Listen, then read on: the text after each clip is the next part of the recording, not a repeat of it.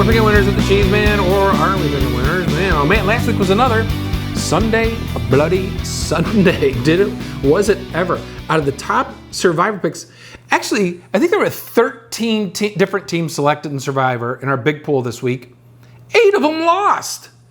8 out of 13. So you could tell we're in for a rough week. You can see my picks of the 2 remaining in my biggest pool. Seattle wins, San Francisco loses. We'll talk more about that in a bit.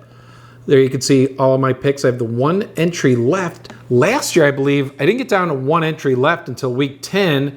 Normally, it's like week 12 or 13 before I get down to 1, but whoo, got some work to do. All right, top 5 plays of the week. Last week struggled at 2 and 3 for the top 5. You can see there the Chicago over hits. That keeps rolling along. Tyson Bagent was pretty good. And the Bears defense looked good. Cleveland -3, that didn't hit. Oh my God. Where was Cleveland's defense? I mean, what's strange is they gave up a zillion points, but then the defense also scored half the team points. It's an interesting game. Miami team total over does not hit. And now we're starting to question Miami, right? Because they're destroying all the bad teams they have played, but every good team they've played has knocked them around a bit. So I have to watch that. Giants, Washington over didn't hit. Giants can't score. I don't know what I was thinking. And Pukanuka hits his over. Love that dude. He hits it easily. He's back on track again. You can see on the bonus side, went 2 and 4. Philly, Miami over does not hit. Hit 48. Got close. We just need Miami to punch one more in, and they couldn't do it.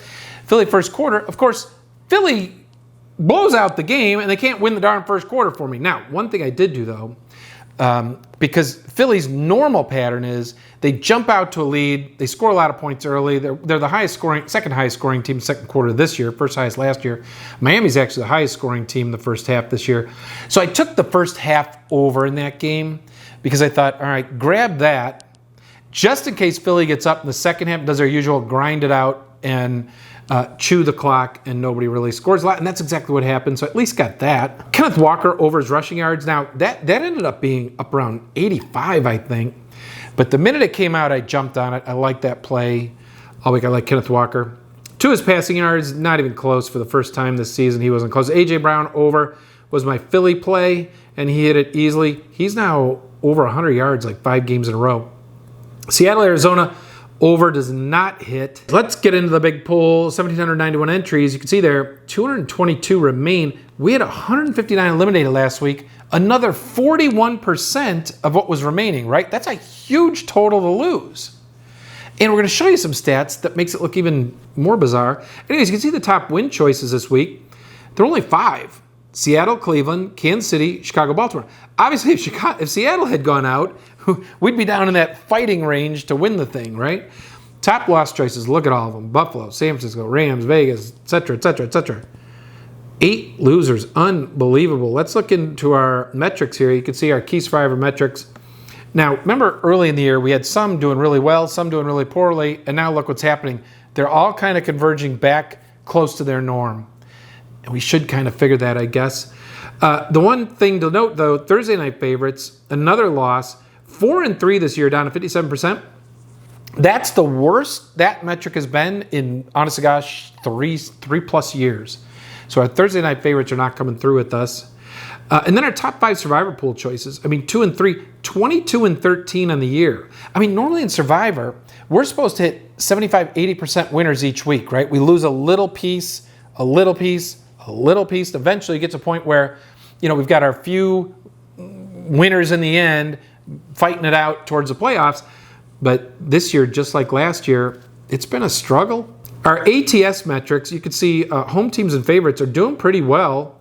But everything is, again, kind of coming back towards their norm. And then unders are still killing it. They're over 60% winners. Last year, they were 57% winners. This year, 60% winners. 6-point favorites. Take a look here. We've talked about this, how we should see 1 or 2 of these get beat here. And last week, we saw 2 more go down. They're 23 and 8 on the year, 75%. Look at the very bottom there. That's last year through week 7. They were 21 and 15 only. 21 15, just awful. It was the worst year we've ever seen for 6-point favorites, straight up losing. And that's why so many people were out of Survivor so early last year. But this year, we're seeing almost many people out already. And our big favorites are only 23 and 8. They're 23 and 8. They're doing well, much better than last year.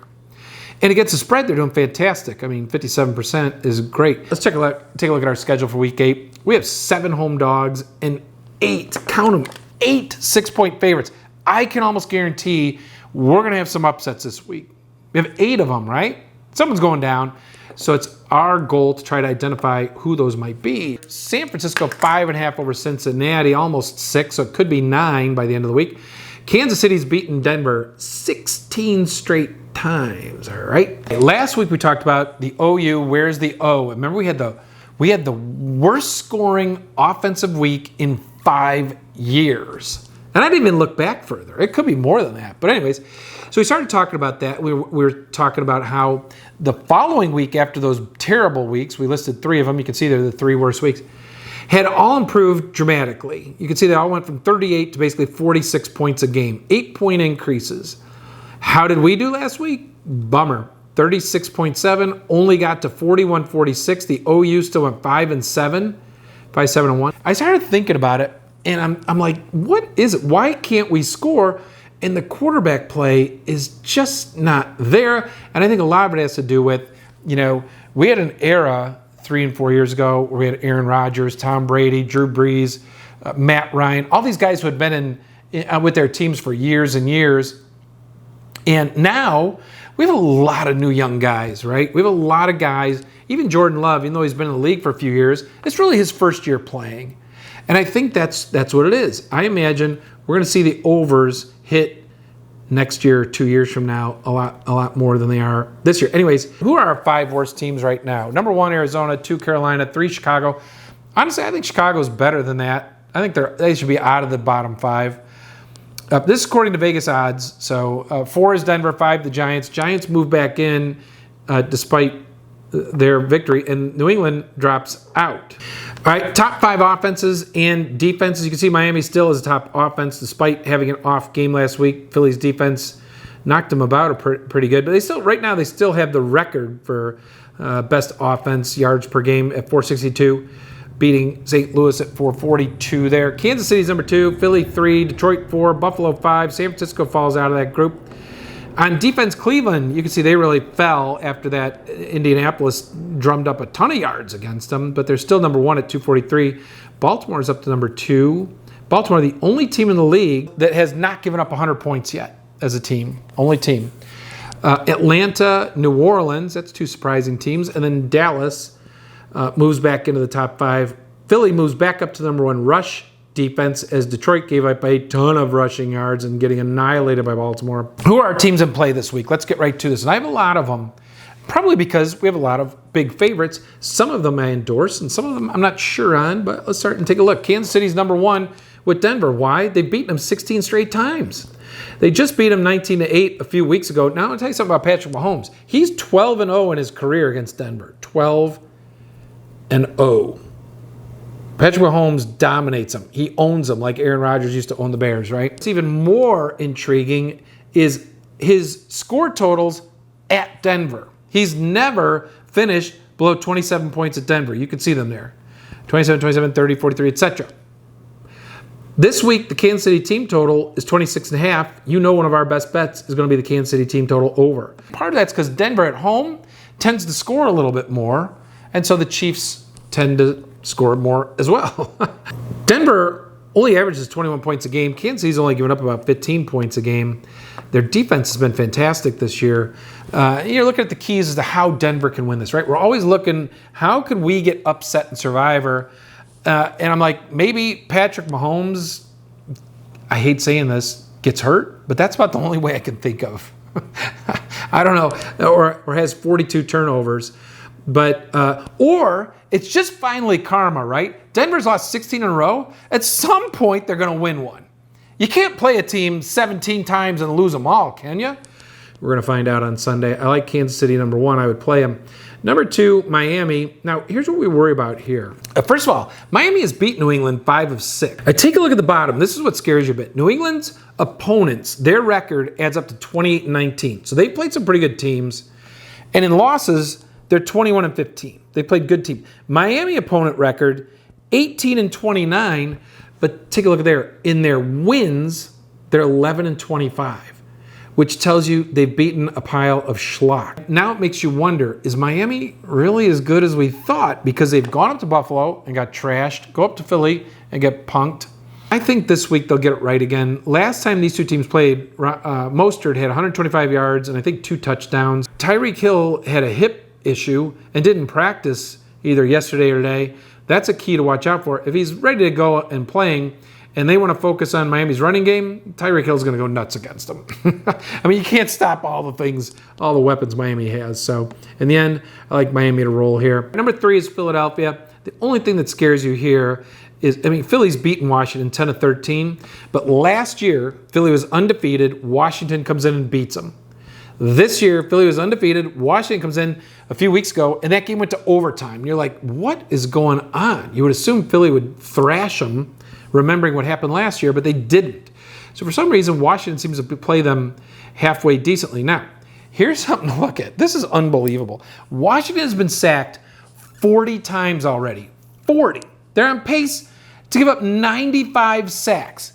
90 freaking 5 sacks. And Philly's a good sack team, okay? But it's interesting, that's not the all-time record. The all-time record is actually held by Philly 104 times in 1986. 104 times. That's insane. Philly should be able to get after Washington, beat the crud out of them, and win this game. If Washington does do a decent job of protecting Howell and they can throw the ball, though, they've shown they can play with Philly, and that's a little bit scary there. Arizona, Baltimore. This game's in Arizona. Baltimore comes off a thrashing of a good team, right? And we've seen this year when the good teams play another good team and they crush them. The next week, the result isn't always what we hope for. Buffalo, right? They destroyed Miami, and the very next week, they go to London and Jacksonville beats them. But Lamar Jackson has been on fire lately.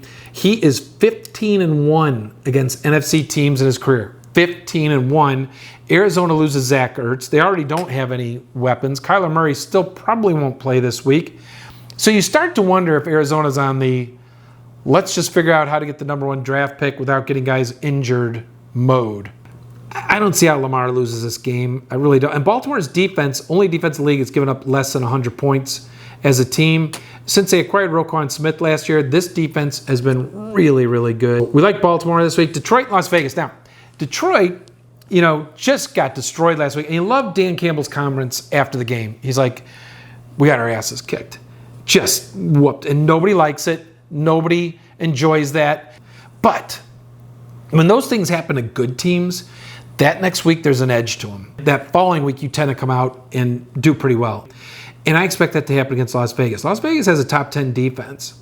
But you're going against Detroit, who has a top 5 offense, you can see there. Vegas can't score. They cannot score.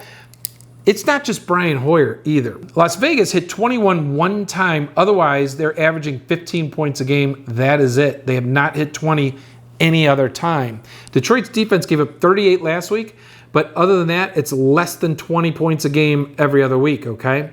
Last time Detroit got beat, they bounced back and smacked Atlanta 20-6.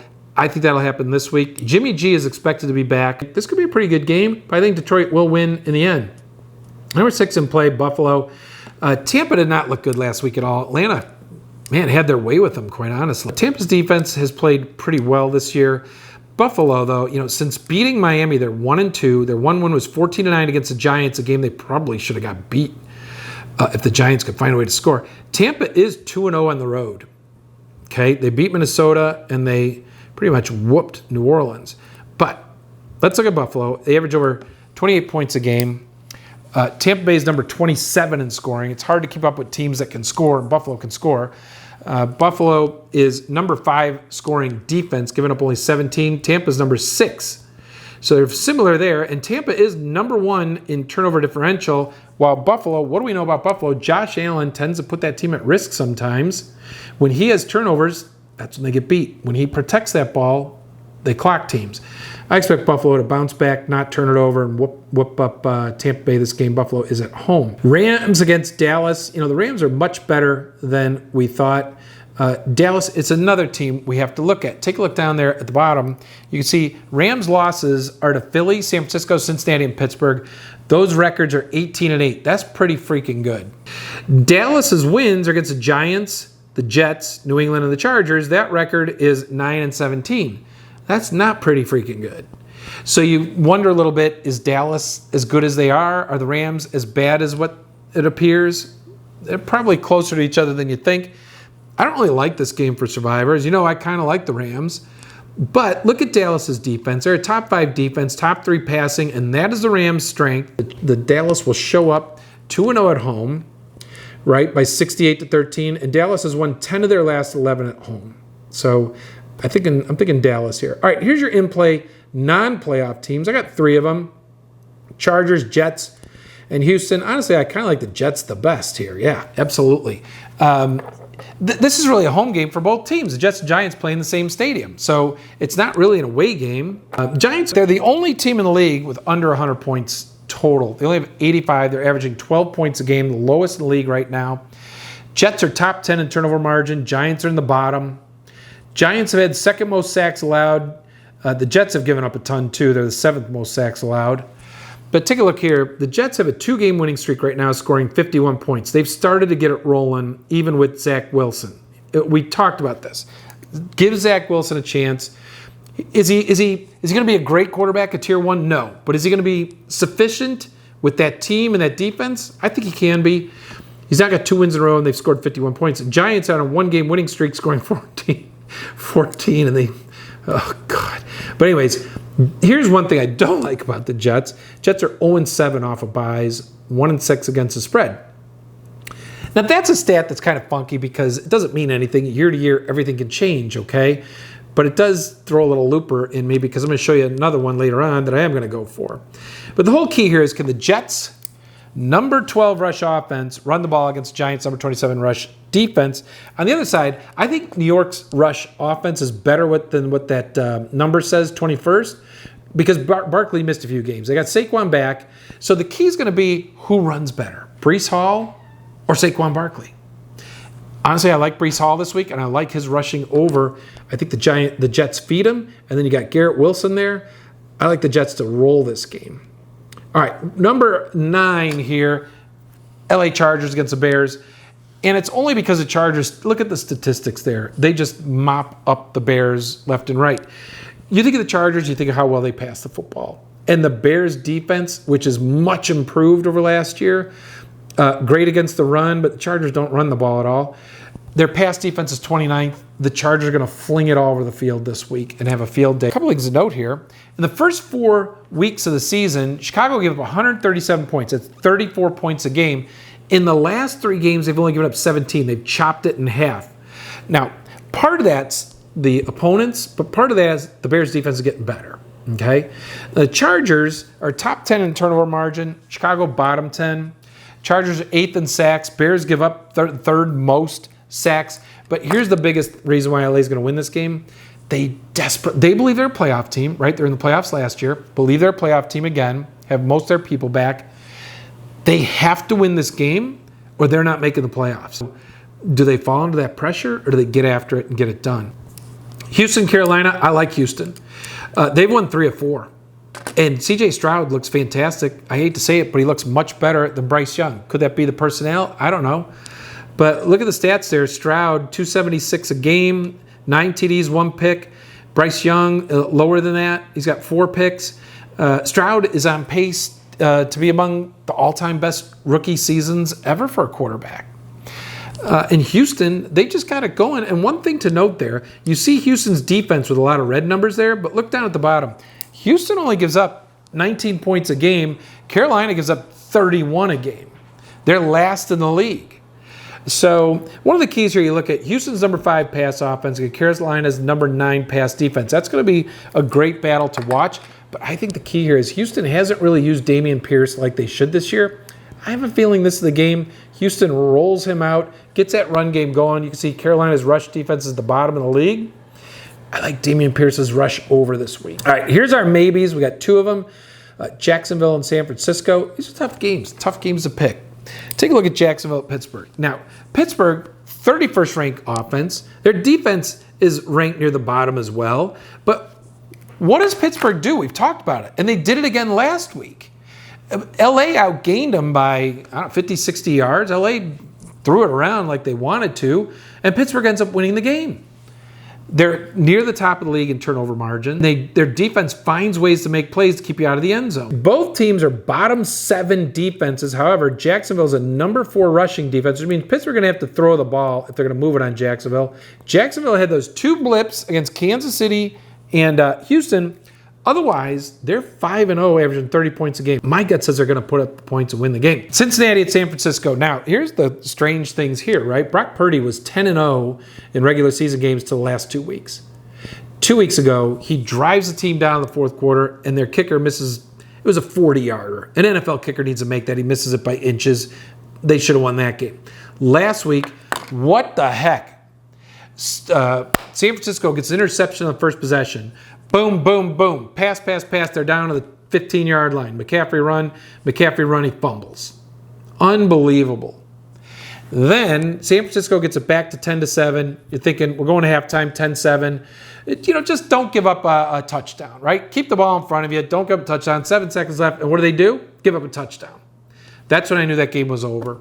The one thing we know about Cincinnati, 12-2 against teams that aren't in the AFC North. They're freaking good against these teams. They've had 2 losses in the last 2 years. One was to Tennessee this year when Burrow was getting back from his injury, and one last year was to Dallas early in the season when Burrow was getting off his appendectomy stuff. But by this time of the year, Burrow gets it going, and they start beating everybody in sight. This is going to be a good game. I don't know. 5.5 might be too many points. I think this game's going to be tighter than people think. One thing, though, at San Francisco, take a look there. They've averaged over 30 points a game, or one of the tops behind Miami in offense until the last 2 weeks. And what do we know about that? Deebo Samuel has been out. And, you lose your most dynamic player on offense, and they have a lot of weapons, right? McCaffrey, obviously, but let's face it, Deebo is the fastest on that offense. You lose that guy, it takes something from your offense. And it's hurt them. Risky games. We got 3 of them: Atlanta, Tennessee, and here. I would not play this one. A lot of people are going to go, Atlanta looked great last week. I'll take Atlanta over Tennessee any day. I'm going to tell you something. Tennessee, 7-0 off of buys, 7-0 against the spread off buys. I don't know what it is about Mike Vrabel, but I'm joining in on it. I'm taking it. Cleveland's defense up against Seattle's offense. This should be a fun one. Seattle's got pretty good defense, too. If anything, I kind of like the under here. We'll see if Deshaun Watson plays. Of course, he started the game last week, and honestly, he stunk.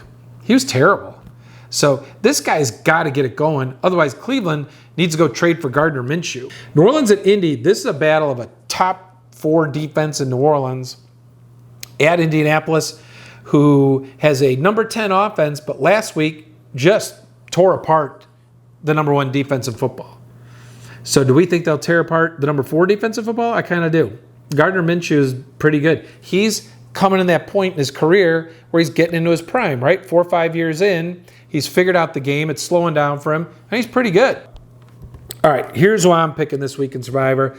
You can see I only have 1 pool left. Now, the one thing I like about that pool, we talked about this earlier in the year, you need to, if you're going to have 18 weeks, that means you get to pick 14 playoff teams and 4 non-playoff teams. Now, you can see there, I have 4 non-playoff teams. Now, I wouldn't be surprised if one of those teams, maybe even 2, end up making the playoffs, so they revert to playoff teams, right? But right now, at least in my head, I've taken 4 non-playoff teams. I like that. Unfortunately, I picked 3 teams who have a shot at the Super Bowl. We're looking at Detroit this week. I think at home against Las Vegas, they bounce back. I like Dan Campbell, the way he coaches, how aggressive he is with his guys. They're going to bounce back, get a victory this week. Before we pick our top 5 picks, you can look at our team records against the spread. Miami's at the top. You can see Detroit, Baltimore, Jacksonville, Kansas City up there. Losers worst, Carolina, 0-5-1, and I like Houston to go get it done again. Houston, you can see, is 4-2 against the spread. And the over-unders, you can see we're at less than 40% to the over. Chicago's 6-1 to the over, and I like them again. Indianapolis 5-2. That offense is pretty good, and their defense doesn't really stop a lot of teams. Arizona and Detroit play overs, Jacksonville, Denver, etc. But we only have 8 teams over 500 to the over. On the other side, we have 19 teams over 500 to the under, including New Orleans and Atlanta. New Orleans got their first over last week. Here's our top 5 plays of the week this week.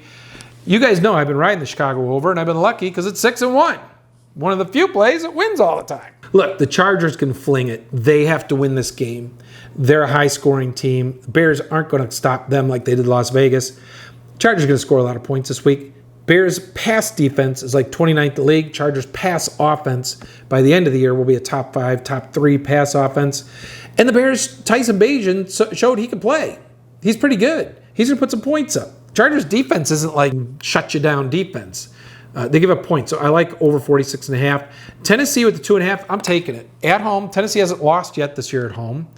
They've scored 27 points a game at home. They only score like 11 points a game on the road. They're 7-0 off a bye, straight up, and 7-0 against the spread. I'm going with it.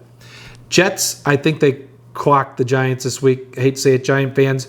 All the Jets have to do is shut down Saquon Barkley, even if Daniel Jones comes back, and the Jets should win this game as long as they don't commit turnovers. Breece Hall should have a nice day. -3, love it. I'm taking Breece Hall. Rush yards over. I don't know what that is yet. As long as it's not outrageous, taking it. Kansas City team total over 26.5, absolutely. Showed you the stat. Patrick Mahomes, 12-0 against Denver in his career. Never had less than 27 points at Denver. We love this play. Bonus picks. Houston, Carolina over. Are you kidding me? Carolina can't stop anybody. They're 31st in scoring in the league, or 32nd. And Houston's offense is good. C.J. Stroud's been on fire. 43.5, I'll take it. We'll go over. Giants team total under 16.5. If this game goes away, I think it should. The Giants can score 14 or 15 points. Saquon Barkley could have a good game, and they still won't hit 16.5. They average 12. And the Jets' defense is good. So we'll see there. Dameon Pierce rush over against Carolina. You know, Carolina's got a good pass defense. I think C.J. Stroud will expose it a bit, but Dameon Pierce should run all over that team. Rashee Rice over in receptions. I like it as long as it remains where it's been. If it starts getting into the 5s, or even 4.5, then I might not play that. Other ones I like on the individuals, and like I said, I don't have any of these numbers yet, so it's hard to pick them, but Raheem Mostert, rushing yards, he had 125 against New England the last time they played. If Tyreek Hill plays and he's fine, then I like Mostert. If Tyreek Hill doesn't play, then I think New England will focus on Mostert too much. He might not get to his total. We'll see what it is, right? A Charger receiver, if I like the Chargers to fling it around against the Bears, someone's catching that ball, so we'll figure out who we think it's going to be and go take that number. George Pickens or Deontay Johnson for Pittsburgh against Jacksonville. Jacksonville has a number 4 run defense, so they'll probably stop the run for Pittsburgh, and Pittsburgh's going to have to throw the football. Pickens is the best receiver they have, although Deontay Johnson's back now, and you know, he catches everything. If anything, might take Deontay Johnson's receptions over. But those are some things that I'm thinking about. Hopefully those help you out. This is what we're looking at, the primary poll. Take the Detroit Lions. Go get them, Danny Campbell. Hey, thanks to CoopleGrove.com, our sponsor. Check out their drumsticks, baseball bats, golf grips coming at you. This has been Regular Winners with Cheezeman, Edible Survivor, week number 8. Good luck. We hope you survive.